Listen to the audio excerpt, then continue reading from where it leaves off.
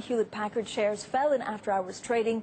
First quarter and full-year earnings outlook missed analyst estimates. Meg Whitman became chief executive just 2 months ago, and she is planning to spend more on R&D, but rules out any major acquisitions. Bloomberg's Elliott Gotkine has a story, and Elliott, it looks like HP's troubles continue.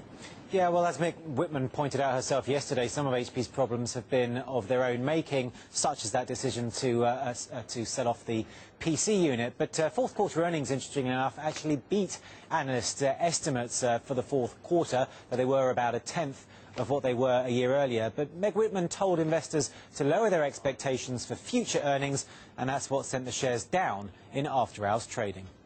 Super committee said that they're not going to be able to solve this, financial problem. That doesn't incentivize businesses to A, hire, or B, make a lot of investment. We're relatively pessimistic about the economic outlook in 2 of our 3 major regions. And that uncertain economic outlook is going to make transforming HP even harder.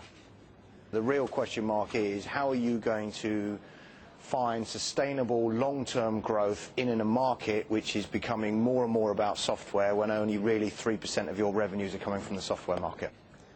So HP still has quite some way to go if it's going to emulate IBM, Francine.